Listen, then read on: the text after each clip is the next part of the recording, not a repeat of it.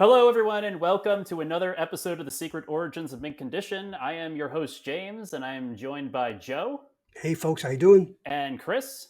Hey, y'all. And if you're watching this on YouTube, you can see who our guest is, but I'm still going to give him an intro. So, rejoining the podcast is an author of numerous things, the writer of television, movies, comics. Some of the highlights include Batman, Superman, Battle of the Super Sons, Justice League, War World, Batman Soul of the Dragon, which I'm going to continue to promote because I think it's an underappreciated, underloved movie. It's great. He has just wrapped up Jay Garrick The Flash. He is the current writer on Green Lantern. He is the man who brought Wally West back to heroic status in the DC universe. And he's currently about to launch a new book, which when this podcast comes out, should be on just before Free Comic Book Day this coming Saturday. So Flash Gordon is coming out. We are very happy, honored, and excited to welcome back Jeremy Adams to the podcast. Hey, I'm glad to be here. I'm so glad to be here. So, yes, Jeremy, we're so excited to have you back. I'm not going to bury the lead since it's a couple days before Free Comic Book Day. Flash Gordon's coming out. Yes. I'm going to admit I'm not the biggest Flash Gordon fan, but I'm going to pick it up because you are going to be the writer on it. That's so kind. I think it was such a weird thing too because Mad Cave, Mike Martz is at Mad Cave now, and I've known him. I was telling you guys right before, he was the first person I pitched to for a comic, which was Batwing. And so when I was talking to him about some creator-owned stuff, he said, "Hey, those sound great. I would love to tell you that we have some licensed stuff." And he starts going through, and he said Flash Gordon, and immediately you just hear and you're like, "Oh yeah." And I was like, "I do that," and he goes, "Okay, really? Okay, it's yours." And it was like that quick, and I was like, "Okay." And so the next day I sent him like, "This is what I want to do," and they seem cool with it. But because it's like owned by King Features and stuff, I'll get occasional notes that I have to kind of figure out cleverly how to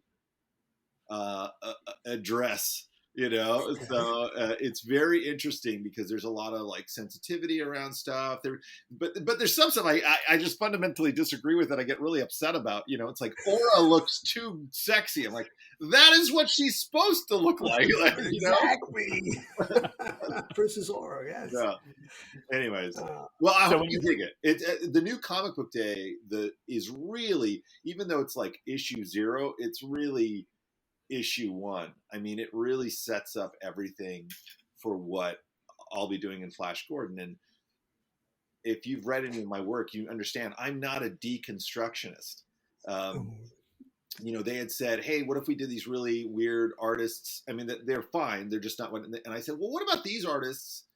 And I sent them a bunch of superhero artists. They're like, "These are superhero artists." I'm like, "Yes."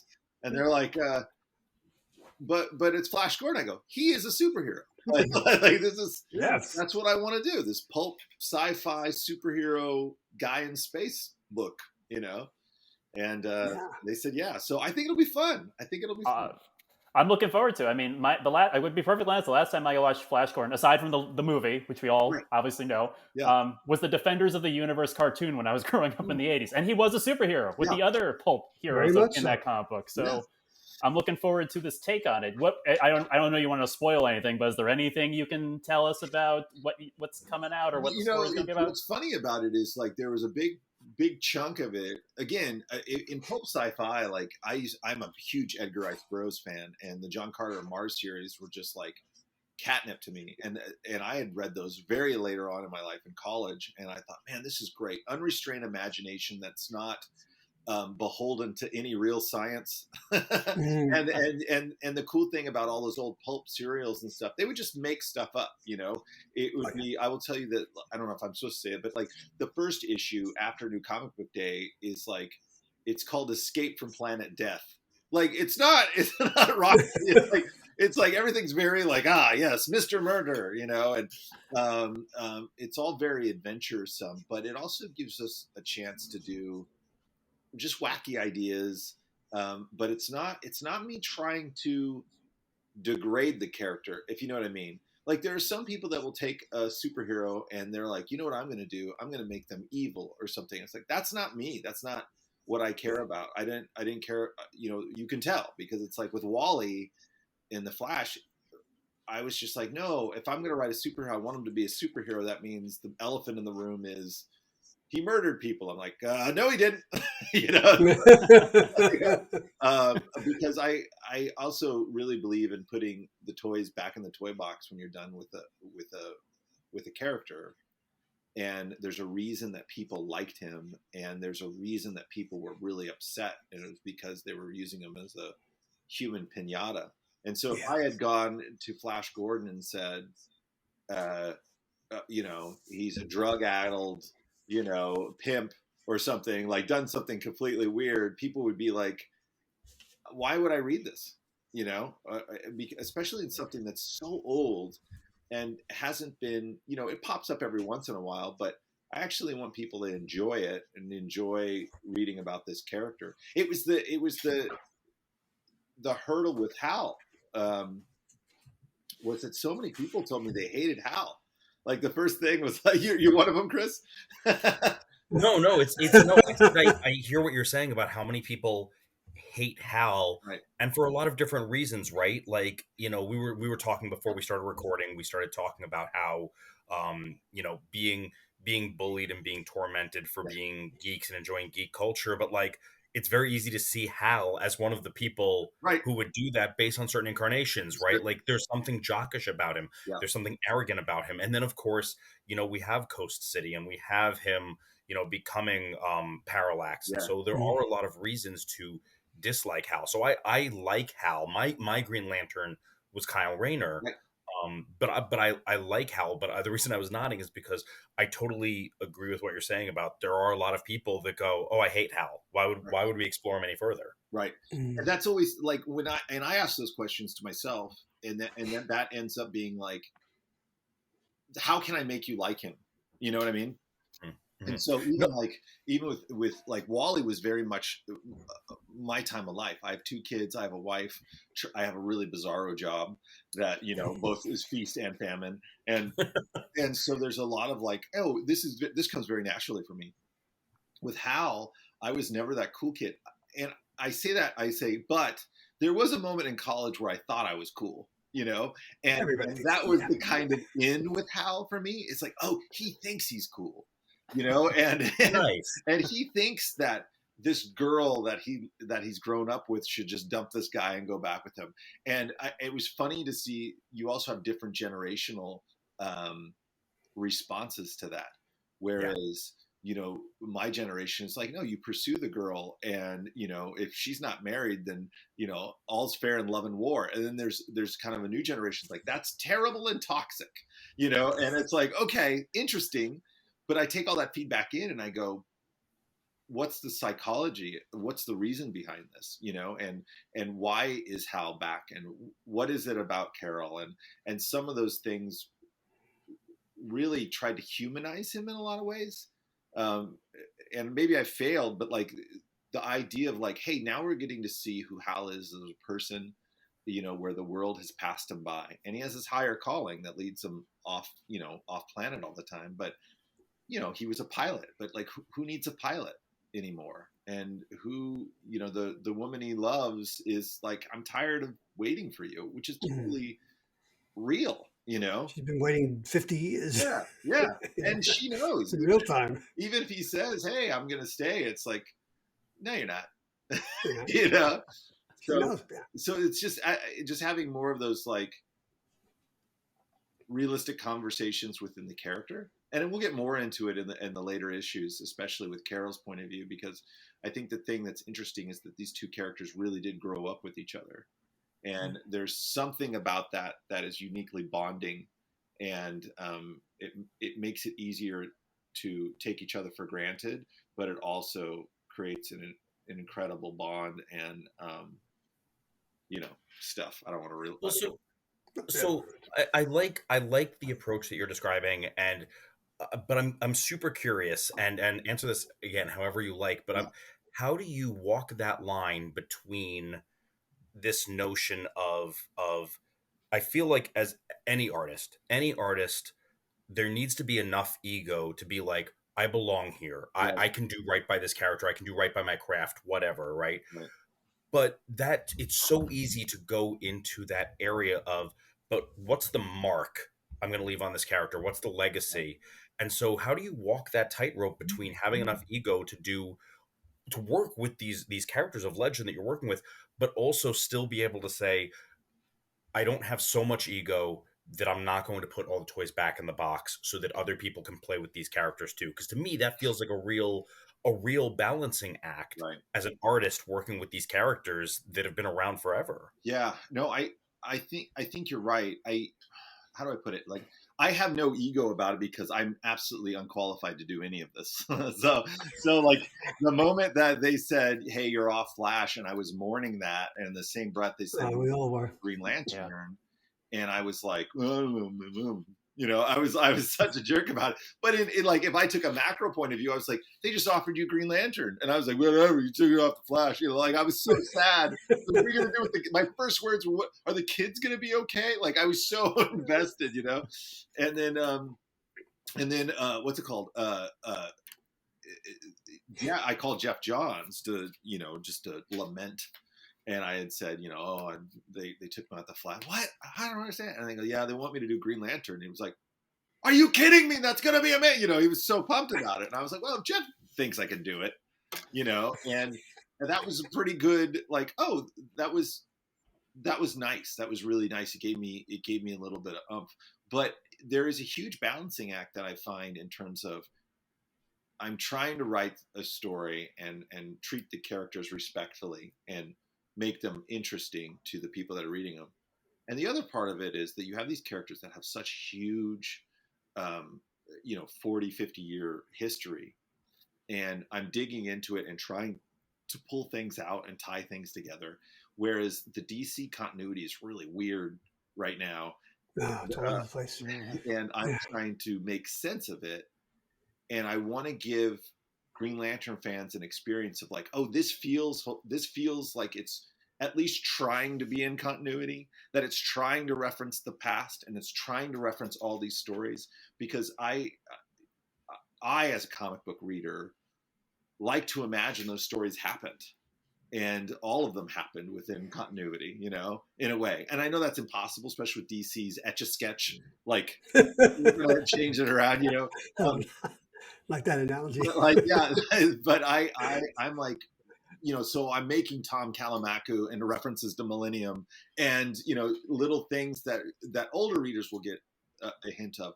And then the big elephant in the room, obviously with Green Lantern is, I curse Jeff's name for this, but like he's filled in every corner of the universe with the emotional spectrum. And then at the end of Jeff Thorne's run, there's a lot of loose threads that I'm like, oh, this will be fun to kind of tie all together. And then my job is not just to tell a story, but also to get some semblance of normalcy at a certain point where you go, you know, my baseline is he is a space cop, you know, but I want people to really care for who he is as a human. That's why he's been on Earth for so long. And we've got to kind of see him interact with friends, especially in the current DC continuity, which is something it's really hard to keep up with even with me because I don't get free copies. I'm on the DC Infinite app going like, oh, I'm always a couple months behind. or I'll text Joss Williamson. I'll be like, bro, what's happening with this character? You know, and so I'm trying to keep up with all of that, but also like, you know, and just add things to the sandbox a little bit, add things to the toy box really, so that people coming after me will be enjoying it. But it also gives the reader like a familiar but new experience with Green Lantern. Because like I said, I like Jeff Thorne's run, and I know people are like controversial on it, but I read it as a trade, and I thought it was a really cool high concept sci-fi thing. And so my job was to kind of take where that, and I remember Paul, who's my editor, he was like, oh, you just write a sentence saying everything's back to normal. I was like, no, I'm too much of a nerd. I can't just write a sentence and everything's back to normal. I have to explain how things have changed and where they are and where people are and what's happening. And born out of that is a story. Whether it's good or not, I don't know.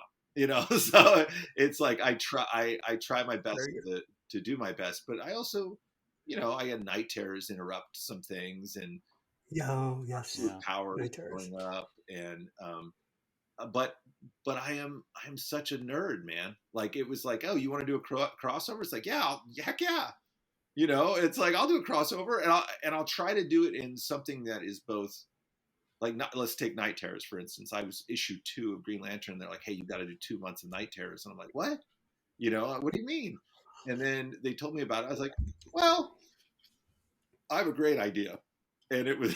And my great idea is he's Hal Jordan. He's not affected by this at all, you know. Like, and some of it is seeing what I can get away with too. Because if you read that first issue, you're like, oh, this thing is trying to make Hal scared, and then it's just a bait and switch. Because the second issue, he's like, ooh, wrong planet, wrong guy, you know. And it's just like, so for people that stuck it out, they're like, oh, this is hilarious because this is the one villain that really can't mess with Hal Jordan, you know. So I like doing this because it's a fulfillment of a dream. Like 8-year-old Jeremy is really happy, you know? Yeah, no, I appreciate, you know what I appreciate about your books, especially Jeremy, is, and this is something I also appreciate about Bruno Redondo's run of Nightwing, is like, you don't tear the characters down. Like reading Bruno Redondo's running your Flash run and even your Green Lantern, most of the books I've read of yours, like you're rooting with the hero, and I don't feel like they're being punished. Like things happen to the hero and there's calamity, and yeah. But I don't feel like you're like punishing the hero, or every issue there's a hurdle they have to jump over that's going to like torture them. And right. Which I'm not going to bring up people with, especially with you as a guest, to comment on. But there's a lot of books out there that I've read, and I'm like, does the hero really need to be going through this to enjoy the book? Doesn't it? This is the thing. I think everything has its place. And I really do believe that I get it. There's ebbs and flows. There will be a time where I'm sure I will hurt a hero, you know, in a way that's, you know, but I also think some of us are just chasing the Frank Miller high, you know, of Daredevil Born Again was such a huge book to me, and they put Matt Murdock through hell, but he came out the other side, you know, a more shiny hero in my mind.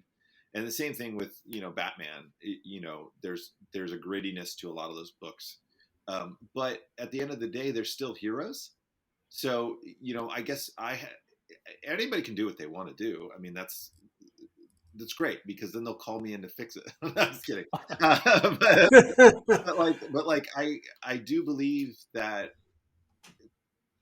people that are reading books, especially about superheroes, there has to be some level of they want the good guy to win.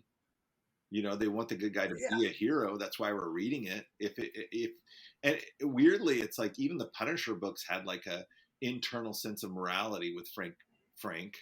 And and that's why it was popular. It was because, well, he's killing the bad guys. That was the fantasy, you know. And the minute you make it, you're trying to make it so real and so dark. I get enough of that in my daily life. That's not who I want. That's not what I want to read for my entertainment. Some people do. I get it. I'm just not that guy, you know? So, and maybe it's a maturity thing. I don't know. Maybe someday I'll be like, oh, it's time for a heroin addict, whatever, Plastic Man, you know, I don't know. But Jeremy, what you're doing now, to me, the way I see it is you're continuing a great tradition set forth by people like Stan Lee, Roy Thomas, Jerry Conway, who I mention those because they put Spider-Man through hell in the 60s and 70s, but they never broke him. Right. And there was a terrible moment when they killed Gwen Stacy, obviously, and but then he finds Mary Jane. Right. So, and I, you know, again, writers like Len Wein and Marv Wolfman, I think you're in their vein. I see you as that type of writer who writes affirmative action superheroics, and you're going to put the hero or heroine through their paces, but we know at the end they're going to triumph, because that's what we come to comic books for. That's what we come to popular culture for. That's right. To see the triumph. Yeah. I mean, that's the thing that, like, one of my favorite writers, and I didn't know at the time because I was just reading comics. I wasn't really paying attention to who wrote them or who drew them. I was just a kid.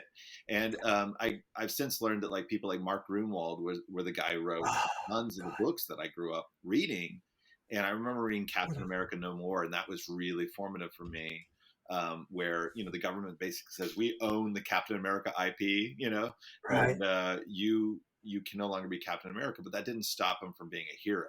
You know, exactly. He didn't suddenly become cynical or whatever. It was like, no, he went on, he started kept on with being a superhero and won the day at the end of the day. And there's so many fun stories to tell that a story doesn't have to just be about the personal crises of the protagonist. It can also be about the plot. It can also be about the fun. I did a couple digital Marvel things that were predicated on kind of a joke in my head. And Tom Brevoort was nice enough to go like, yeah, I'll just see what that is. So I did it was kind of a spy versus spy. And I called it, what did I call it?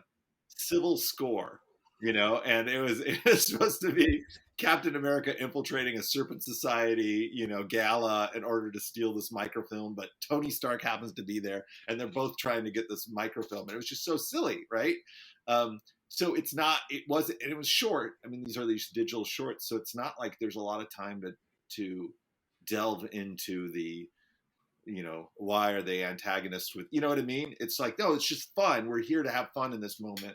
Or the other one was Rick Jones' locker. That was one that he was like, what is this? And I'm like, yeah, Rick Jones is, he's an intergalactic superstar now. And in part of his insurance clause is that if he gets attacked, his concert will fold up into a pocket dimension and be delivered to the Avengers doorstep.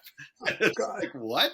And it's like, it's pretty short, but it's super fun, And sometimes you just got to have fun like that. The Justice League International was such a huge book for me as well, because you weren't just having fun. You got to know a different dimension of the characters. I think about Batman a lot. I love Batman, but he's so dark. And I don't get the dimension of he's human anymore. He just doesn't feel human to me anymore. He feels like a Vulcan that has a cape, And it's like I don't believe that. One of the most powerful moments of Batman was in Phantom Menace, right? Or not Phantom Menace. I'm sorry, Mask of the Phantasm. That would be quite a crossover right there. Would have been rad. That'd be interesting crossover. But Mask of the Phantasm, where he's crying at his parents' grave. Yes. And it's just such a powerful human moment. And those moments in Dark Knight or Batman Year One or some of the ones in the past, it's like the things that stick out to me are the ones that Batman is actually being human. And oh man, when they killed Bruce Wayne, but he was back in the past, and I remember I had this happen to me twice. Is when they killed it was Steve Rogers, and when they killed Bruce Wayne. And I am a knee-jerk reactionary fan. I was like, how dare you? And then I start reading Dick Grayson as Batman. I'm like, oh, that's pretty good. I was like, it's okay if you want to keep Dick Grayson. And the same thing happened with Bucky as Captain America. I was like, Brew Baker's, I was like, this is pretty good. And I miss those characters, but I like the humanity that they would bring. Like Dick Grayson as Batman had a little bit more humanity that I feel was missing from Batman a little bit in some incarnations. I mean, but I would kill to do a Batman book. Are you kidding me? There's 12 of them per week. Just give me one. Exactly. Why can't they give you one? Right. Exactly. There's so many of them. You can't swing a dead cat without having a Batman book. I know. Along those lines, then, I'm curious because it's clear that you enjoy working within the framework that you're given in terms of like solving some puzzles, but others you're like, nope, I just chafe against that. Yeah. So I'm curious, do we at any point maybe get to see some Elseworlds from you? I mean, the honest truth is I've pitched multiple things to DC that they don't seem to have responded to, or maybe they're too busy. I don't know. So I'm one of those guys that I would love to have as many books as possible, and they know that. I put a hat in the ring for anything they possibly have. I'm the Mikey Likes It of comic books. If you want somebody to write it, I will absolutely write it. So like even with Absolute Power that's coming up, and they mentioned, hey, do you want to do this thing with this thing called Jade Stone? I was like, yes, and this is what it is. And they were like, that's amazing. And I'm like, great. I would love some more books. And then it's like, nah, no. So like the Elseworld stuff, I have one, it's my white whale that I've been chasing after for a long time, that I actually pitched as a television series at one point. and it is it's sort of in the DC universe. It is in the DC universe, but I was trying to figure out something that I could do that no one would. I wouldn't get in trouble. I wouldn't be using a character that somebody else has laid claim to. I'd come with something that I really, really, really, really love, but I can't get anybody to bite off on it. Part of it is too that, like, I think in comics in general, you know, they're trying to figure out what works and what people are being responsive to. This is the only time I've had arrogance, is like, I go, guys, listen, I did Flash. People really liked it. I'm doing Green Lantern. People seem to like it. I got to have some juice. Like, just give me like 6 issues of this thing, and I swear it will do good. And the response is, yeah, it won't. And I'm like, you know, so I'm always bucking against that, but I'm also wildly patient and stubborn. So it just like the Heroes in Crisis thing, retconning that was an example of just arrogance on my part, thinking that I was going to outlast whoever the editor was at the time. And I was just like, I will write toward what I want to happen, and then we will see what will happen. You know, even when they asked me, when they took me off the book, the last 2 issues is a bigger art that's crammed together, but I'm also like, and here's an escape hatch if I ever get to come back. You know, so it's like sometimes that's just my own like love of the characters and the medium, and in some things, like with Wally, leaving the Flash when I did, or being let go from the Flash when I did, it kind of benefited me in a lot of ways, because I was obviously too close, and you know, leaving when people have really good things to say about me is a good place to be, right? You know, so I'm always wondering, even with Green Lantern, I'm like, okay, when am I getting the pink slip here? Like, you know, so there's a massive amount of paranoia that floats over my head. I was thinking about to ask you, going over my head last night, and I thought, well, let me ask Jeremy this question. Diversity of genre in comic books. Yeah. When I was a boy, way back in the Stone Age, you go to this newsstand with a rack, superhero comics, war comics, westerns, love, funny animal horror. Yeah. I know that some of that stuff does exist with the independents, but it seems the big two are just doing superheroes. Yeah. And I would love to see more westerns and sci-fi and horror books and even funny animal books. So if you had to pick one of those genres, which one would you pick? Oh my gosh, that's a tough question. I mean, you're right though, because you know, the best-selling comic, quote unquote, is Dogman out there. Yeah. And like, if you're sitting at if I'm looking at Dogman, I go, oh, I had a Spider-Ham run in the 80s that's not dissimilar to this, or, you know, Captain Carrot and all that stuff. You can do stuff like that. You can do it, yeah. You can absolutely do it. And they have characters that live on in the universe. I'd do horror. I would probably do horror, or,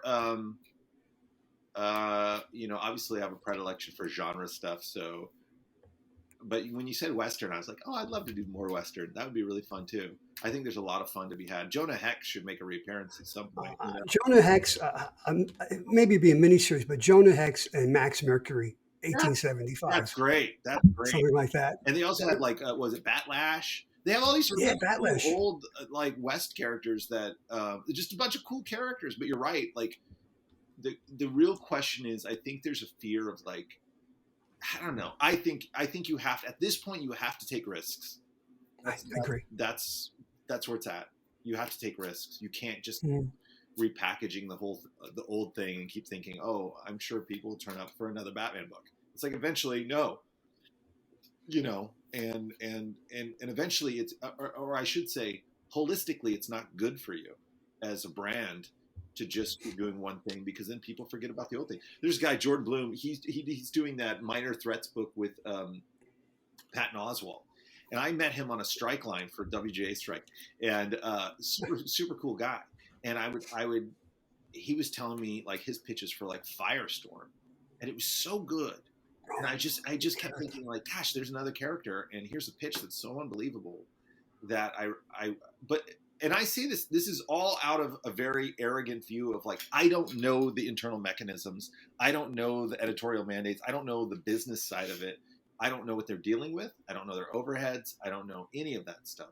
So, it just, for me, I'm just like, man, I'm a fan. I wish there were more of X, Y, and Z comics, But you're totally right. There's so many fun, like the animals. I mean, oh my gosh, you should have, I've said this a lot, and I've heard retailers tell me this a lot. One of the retailers I talked to at one point, he said, it's insane to me that there's not a Teen Titans Go comic book, because I have dads that come in with kids and I have no book to point them to.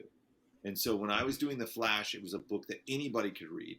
The worst thing in that book were going to be the ads for other books. And so I was like, here's a book that retailers knew that they could hand to kids and to adults. It does not matter. And so I feel like there has to be a certain amount of books, like the Super Pets or whatever. It's like you have to have lines of books that will help grow out your audience, because that audience has aged up, and and it's, specialty shops do not exist that much anymore, and you should be actively pursuing a new consumer base, and that's your stuff, We know that what you're describing. I know, because I struggle with that too sometimes. I know I'm coming at a lot of this as an artist. Yeah. So as an artist told you're not practical, and it's like, yeah, I don't care. I'm an artist. That's fine. Yeah. But it is interesting, because we've seen the benefits of the kind of thing you're describing and how those comics really can be for everybody. I mean, look at the wild popularity of Bluey. Yeah. Like, it makes zero sense from like a quote practical standpoint, right? It's this Australian show. It's a couple of dogs. They're 8-minute episodes. Yep. So how is it that Bluey lands at any age? Yeah. But we know that it's safe to watch. Yep. Like, you can point to any episode of Bluey, right? And the most danger there is that we as parents are going to see a moment and know what the moment means and just start crying, because it's like, oh my God, that's an adult moment, right? It's more dangerous to us as adults than it is to the kids. Yeah. So why we don't have some comic books that follow that same model, I agree, to me is baffling when we've already seen it do so well. I know it's a different medium, but we've seen it do so well for television. Yeah. I mean, the only thing I can think of is that, like, all comics are basically, geared towards specialty shops now. But I just keep thinking, like, gosh, what would happen if Amazon gave you day of delivery comic books? What would happen if you could go into they had a thing for Walmart, that they were putting out books at Walmart, like these big books. And I heard it was successful. I don't know, but I just think, if we love the medium of sequential art and comic books, I just want them to be in more places where kids are going to be. Put it in Target. Yeah, exactly. That's Target. Target is the toy store now. Like, put it in Target. We talk about it all the time, and we don't know. I don't know the financials of it, and I just don't know. And you're dealing with also like Warner Brothers, who, gosh, I mean, 6 years, 7 years have been new owner. So like the ability to maintain a staff or people in marketing or people that would critically say, okay, let's make a move here. I don't know if that exists, because in the animation side, a lot of people in the animation side left, and marketing isn't what it used to be. And it's weird too. The business side of it is so weird. We can do a couple more minutes. It's all good. Rapid fire. Hit me some other questions. Sorry, I'm jabbering. No. I think it's good. I mean, this is something I was just talking about with one of my friends about this too, about the comic book industry, because we all on this podcast, came from a comic book store, is why we're doing the podcast. And, back in the day, you got your comic books because they were on the spinner rack in a car, in your stationery store, in Barnes and Noble, gas station, you could get books. And I just find it's like, like you said, I have no idea the inner workings, if there's no marketing department or the marketing department's not thinking this, but all these CW shows and DC movies, why is there not an ad for comic books? Like, but when you want to go see whatever, I like the Blue Beetle movie. There should have been an advertisement to see Blue Beetle comics, like a QR code that you could just scan and get free comics. Get people in the habit of going to DC Infinite or whatever, and have a couple free comics every week that they could read, or a cereal box that has a QR code that you can do it.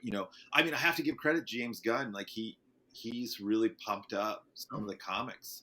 When he promoted Tom King's Supergirl, it sold out immediately. Yeah, it did. That's right. And I know people that would they would give. I would hear different things about Dan Didio, and I've only met him, and he seems like the nicest guy to me. But I will tell you, I was the guy at Comic-Con that was I was always at his panels, and he was the music man. He was rolling into town to tell you like, oh, we got Trouble, and you got to buy it for $2.99. Like it was like you were like, yes, you need that kind of like circus leader. Stan Lee was that guy growing up. Oh, Stan was the great pitch man. Yeah, he was the great pitch man. And every time there would be like a Marvel comic, like Amazing Spider-Man and the Hulk one, it'd be like, hello, true believers, and you'd be like, oh, Stan's talking to me. Like he got me excited about got your attention. And the no prize, all that stuff. I loved the clubhouse effect of it. And I wish there would be more of that. I mean, I wish that going to conventions, we would all have our own entrance music, and I could start like rivalries with different people, and we could have fights. I will still offer this stuff up, but because it's supposed to be fun, and I want people to be excited about it. And there's some really cool people are doing really cool stuff, and it's just trying to. You mentioned QR codes. I was just watching before we came on the air. I was watching the Rangers hockey playoffs, and they had at every commercial break there was a QR code for some Ranger product. Yeah. And it's like that. Like James said, that should have been in an episode of Green Arrow on the CW or the Flash. But they're all siloed. Like they're all separate entities. Like they don't work in concert with each other. I know that's true. Yeah. And so, but it would be. But it's like this symbiotic relation, whether they know it or not, it's a symbiotic relationship. And like, you don't get Harley Quinn without getting Batman, but Batman in the comics influences Bruce Timm and Alan Burnett and Paul Dini, and they do the Batman, the animated series. And then they invent Harley Quinn again. You know what I mean? It's like, it doesn't work unless and the cool thing about comics is it's such an amazing testing ground for ideas and stories, and you never know if somebody's going to pop as far as a character. And man, it's just like, I saw this thread that Mark Millar did the other day, and he was just talking about incentivizing, creators in ownership and paying them, because comics do not pay well at all. And it's something you've got to love to do, which I love to do. But I also, I have such a huge capacity that I'm like, I want to do more, so it's like pushing me to do, I really am trying to do creator own and a couple if I can, and see how that goes. We'll see what that happens. And then absolutely silly. Like, I mean, there's nothing. When I announce the one I want to do, people are going to go, oh yeah, that's ridiculous. That sounds exactly like what Jeremy would do. So. Well, I look forward to it. I mean, I enjoy your Substack and your monthly updates on that stuff. So I look forward to seeing that. I do know I do want to be respectful of your time, but I have to ask you about something else you did this past year. Johnny Cage, Mortal Kombat Legends. Yeah. Aside, even though there's like brutal violence in those Mortal Kombat movies, there's still a fun that you're having with the characters. Yeah. But I have to ask you, aside from there's many questions I got for the movie, but what was it like writing a prequel to movies you've done before? And was the Johnny Cage movie supposed to be an exact prequel to the other Mortal Kombat movies, or is it supposed to be just like a fun thing with Johnny Cage? So, we really only thought we had two chances of Mortal Kombat, which Scorpion's Revenge and Battle of the Realms. Battle of the Realms, I think multiple people have heard me talk about this. It's like we had to cut out like 40 minutes of that thing. That was audio was done and everything. But Rick and I, Rick Morales, who's the producer on it, which in animation, the type of producer is, he's really kind of the director. Director is usually the guy who does kind of like directs storyboards and stuff. And I'm not taking away from Ethan. He's incredible and he's amazing. But Rick and I were the ones that really collaborated on those Mortal Kombats. And so when they asked us to do some more and come up with some ideas, I've told the story. And if I told you, I'm sorry, but here's 6 ideas. And and the creative executive was like, I like these 5. I do not like this one, which was the Johnny Cage one. And I'm like, well, let's just keep it on the list and see what they think. I went back and I made that one in particular shine, and we sent it to Ed Boon and Dominic Cincholo at NetherRealm, and they were like, "We want to do this Johnny Cage one. We want to do this Snowblind one." And I could see him looking at me through the Zoom, like, "I will kill you," you know. And and I really felt like Johnny Cage was basically them just giving me one. They're like, "Okay, let's give this one to Jeremy," because it is so absolutely mine in terms of I want to do a Shane Black movie, you know, and it takes place in the 80s and Christmas in LA. Like, it's just absolutely ridiculous. And Rick was the one who's like, let's have it be a sequel. You know, we'll end it just like right before Scorpion's Revenge. And because we had Joel McHale as the voice again, we're like, great. And people were like, well, that doesn't make sense. He'll know all this stuff. And I was like, well, he's Johnny Cage. He's a little aloof, you know. So, I mean, it's a ridiculous, when you see it on paper, you're like, Gilbert Godfrey and Jennifer Grey as Jennifer Grey and Joel McHale in Mortal Kombat. What? Like, it doesn't make sense. But it was so much fun to do, and it's so ridiculous. It was so much fun though. I just saw the trailer for Fall Guy, and I was like, that's the same plot. Like, yeah. Well, I was like, when I messaged you about it too, and I, you know, forgive my ignorance, I hadn't watched the other one, so I was asking about, you know, Joe McHale. It's like, were you? I guess you like. Well, I guess when you did the first one, Scorpion's Revenge, did you know Joe McHale was going to be Johnny Cage? And because like, I don't know if he's taking your words, and like, you two worked very well together with creating that character. No, so it was, I forget who it was going to be originally. And then they got Joe McHale, which I'm like, oh my gosh, huge fan. I loved Community. And then he not only would, like, he'd take the things I did and he would do it better than what I'd written, but like he would ad lib and he would just do things. But he would also, especially after the first one, like when we did Johnny Cage, he would be, he would say like, yeah, come on. You can do better than this. Like but in a way that was like, it was like, he's right. Like I did some tropey line and he'd be like, I know you can do better, you know? And it was like, oh, and I liked that he didn't just come in and take a paycheck and just do this thing. He was actually really committed in a way that was like, okay, Joe, we got to move on. You can't just keep giving us different takes that are amazing. Like, you know, and he just kept going. And to me, I was like, in my head, he'd become Johnny Cage so much. I was flabbergasted that they would pick anybody else from the movie. I'm like, this guy is like 6'4". He's built and he's funny. And I'm like, I know that you're probably thinking he's a little old. He doesn't look old. Like, let him be Johnny Cage in live action, as far as I'm concerned.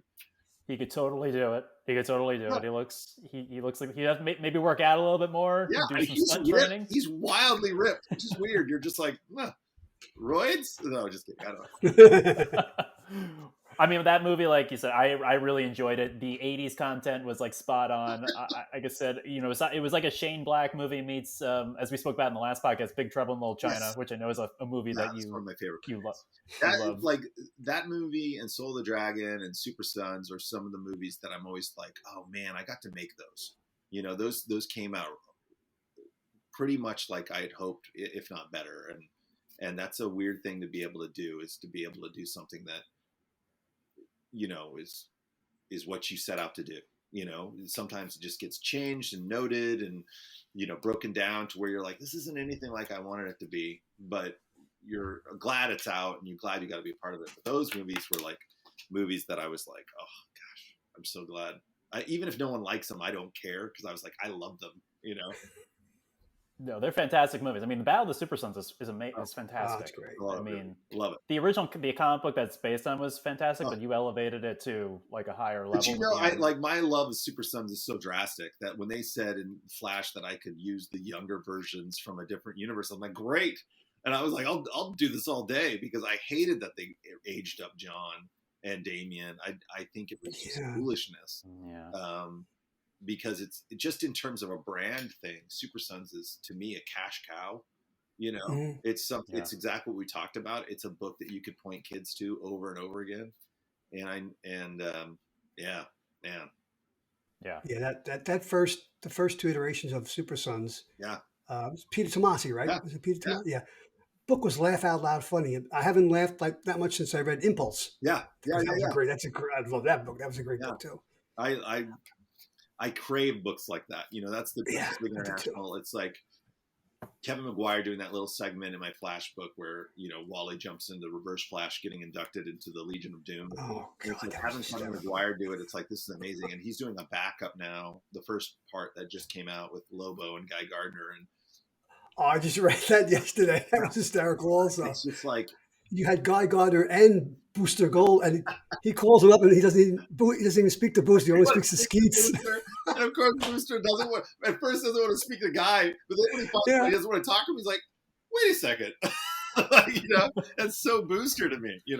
I love Booster Gold. He's a great character. Yeah, because he's a fun character. I love that character. I love that character. And then when Jeff Johns and John Frank, I think his name was, did the Booster Gold miniseries, where you saw that, well, he was kind of an idiot, but he was really saving the universe.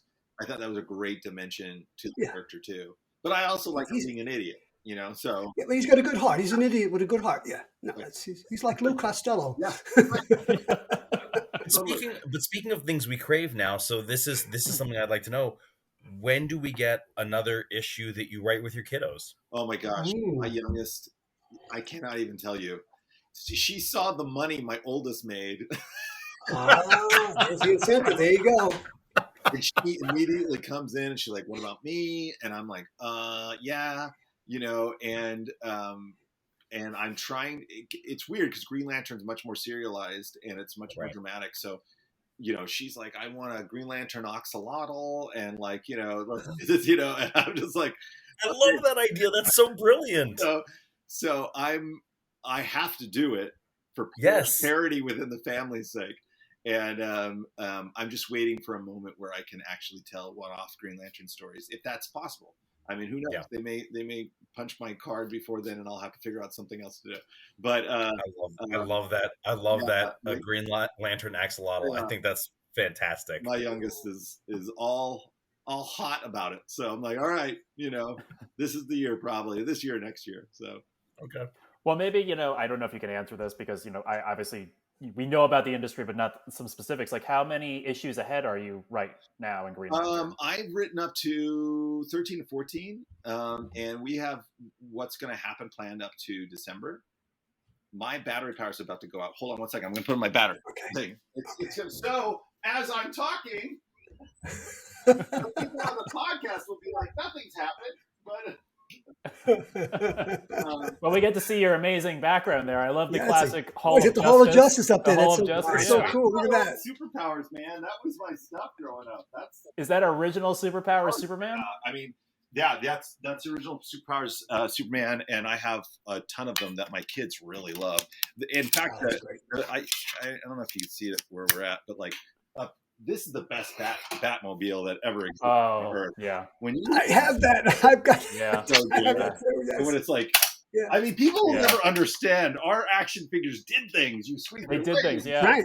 Yeah. Well, I think the Superman has punching action, and the Batman has And the Supermobile. Yes, the Supermobile is awesome. And I had a Mego when I was growing up early, Batmobile, and I remember being crushed because I would run that thing off of ramps and stuff, and I broke the tires, and my uncle sweetly went and bought a Tonka and ripped the tires off and put it on the back. I have this picture of me with my Batmobile, and it's got these awesome back tires. I was like, but that one's probably my favorite. I had an Aurora road racing set, and I had a Batmobile on that set. Oh, yeah. It was the fastest car on the track. Yeah.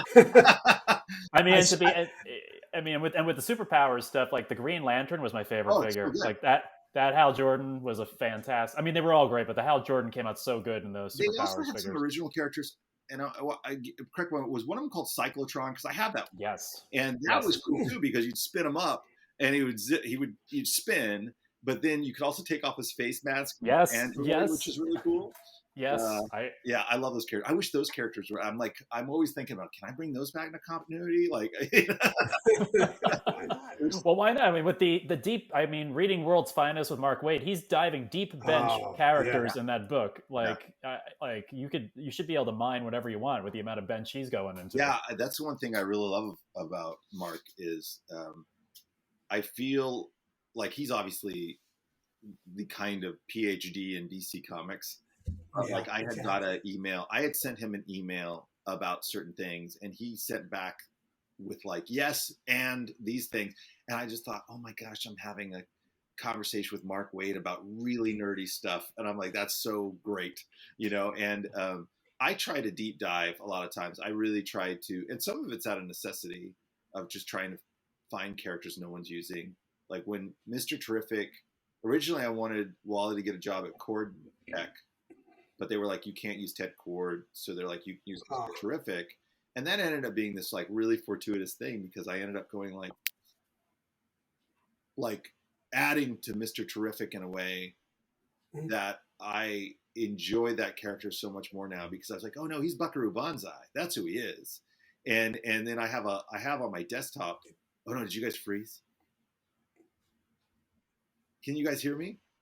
Yeah, we froze for a second. We froze for a second, but we're good. We froze for a second. Mr. Terrific became Buckaroo Banzai to me. And like on my desktop, I have a list of every business I have created for Mr. Terrific.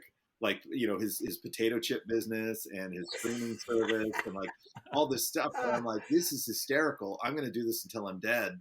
Like, just keep adding until he has like to feed into his science labs because I was like, oh, I really like this character now. And like at the time, no one was using him that much. So it's been really fun to kind of pick up characters that no one's using or create some characters that, you know, like Gold Beetle or Omega Bam Man, I just find, oh, this is fun to bring these characters back and mess with them. And I don't know.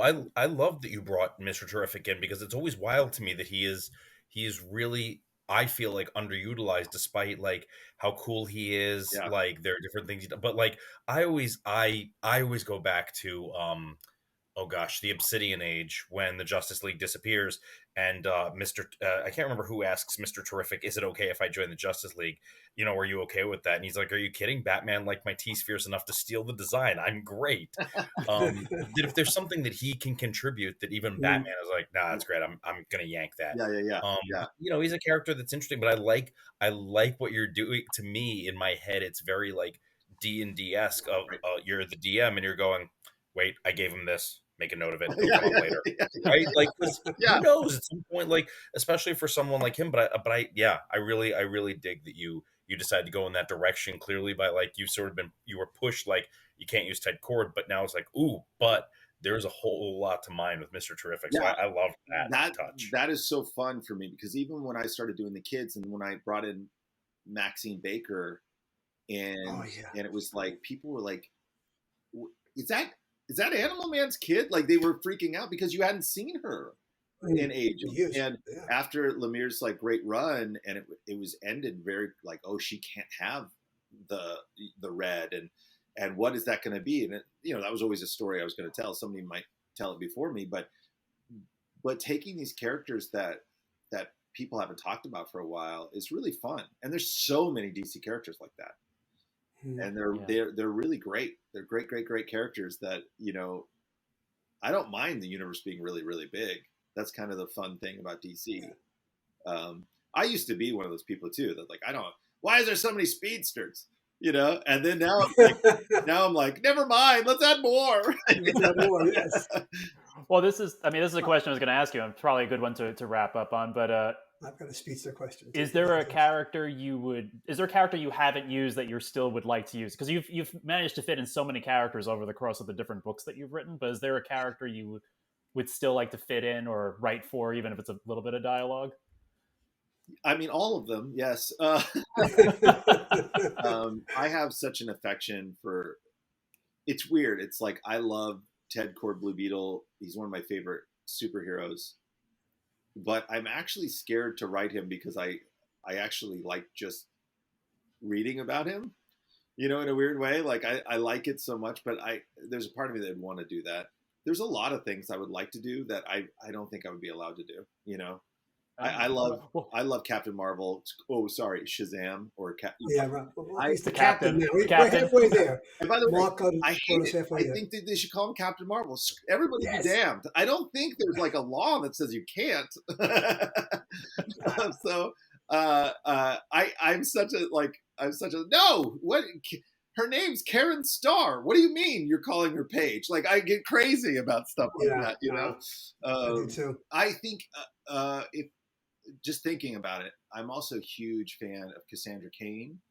I love the DC martial art. Yeah. Oh, there he goes. Oh, there he goes. Oh no! Am I back? Yes, you're back. You're back. I really like Cassandra Cain. I really like there's this DC martial arts universe that I go nuts for. Obviously, if you saw Soul of the Dragon, but like, which is literally part of the result of that is me just talking about DC martial arts stuff and like 1,000 meetings to the point where Jim Krieg was like, "Hey, we're going to go to this meeting. You cannot bring up Cynthia Rothrock or anything from like DC." I'm like, but when White Canary, like, you know, there's like, "Shut up, Jeremy." I'm like, okay, fine. You know. So when Bruce Timm was like, "I want to do a martial art Batman," they're like, "Oh, you got to talk to Jeremy," you know. And it was like, but I'm a big nut because not only did Chuck Dixon do an incredible job like building that out, and then Gail Smith over on Birds of Prey, and she did it extreme, and then Chuck Dixon's Richard Dragon with Scott McDaniel, such a cool mini, and then the Cassandra Cain with Shiva and stuff. I'm all in on that stuff. Give me martial arts all day long. No, I would look forward to it, and just because he's my favorite character and I love you as a writer, I'd love to see you do something with Swamp Thing. Oh my gosh, that would be hard. I got to tell you, that would be hard for me. Swamp Thing is a hard character, man. I would love to do. I mean, I would love to do the magic stuff. Like I would Justice League Dark or some magic stuff. I would really, really, really love to do. But man, Swamp Thing's a hard one for me. I never. It is hard. It is hard. I can never get into it. I feel like that's blasphemy. What is it about Swamp Thing that you love?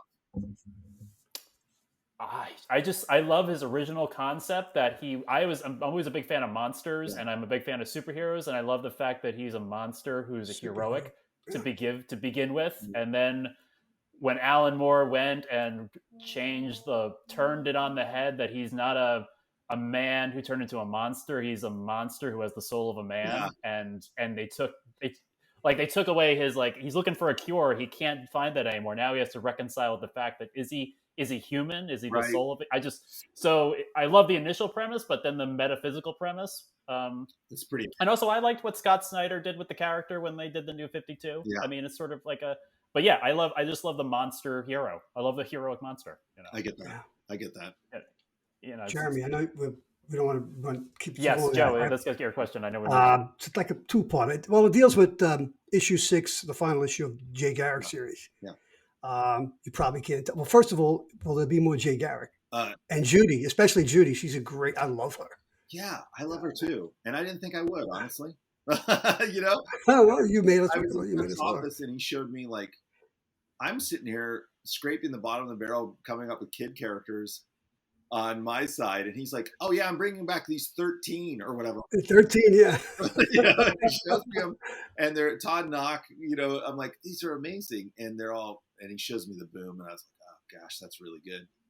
And when he asked me to do Jay Garrick, it was like, "Well, you have a daughter, you know, good luck." You know, okay. No, he was really encouraging, and I love it. I would love to do more, but there's no indication that they're going to do any more. Okay. Well, there's one panel in issue 6 because Dr. Elemental does get away, right? Yeah. And we see somebody, some cloaked figure in the darkness. I have a proposition for you now. I know you can't tell us who that character is, but you must know who it is, right? Yes. Yes. Okay. The New Golden Age. I have my suspicions, but I'm not even going to say anything either. So yeah, the New Golden Age. We had all of us were, I thought, building towards something, you know. And then Jeff is gone doing Ghost Machine, which is amazing. Mm-hmm. And so I think that those plans probably change. And the reality is, you know, whoever writes the next thing, the next JSA, I'm sure. Well, maybe he will use them, maybe he won't. I don't know, or she, depending on who it is. But you know, I can't wait to find out. It's not me though. You know, I wish it was, or, you know, just selfishly, but no, it's not me. Well, Jeremy, you've been incredibly generous with your time today. Thank you, guys. It's been amazing, just the whole conversation. Just for a few moments, I know you have a lot of stuff up. Is there anything particular you'd like to plug? I know we got Free Comic Book Day coming up in a few days. Day, guys. Flash Gordon Free Comic Book Day. Green Lantern obviously is ongoing, and I'm having a lot of fun with that. And outside of that, I'm sure there's more, but I can't think of it. So, and I'll just say, people should sign up for your Substack, your newsletter. Yes, because you give information there about your upcoming cons. Yeah, you give previews of your books. Yes, and yeah, I think the next con I'm going to is in Boston, which I've never been to Boston, so I'm super excited. Yeah, I know. People should follow your Instagram too, because you give a week. I love your recent Q&A. You did like a off the cuff 30-minute Q&A. That stresses me out. But yeah, I need to do it more. But I really enjoyed it. People seem to enjoy it. But boy, when you become keenly aware that you say a lot, like I was like, Well, doing this podcast, I've learned about my own.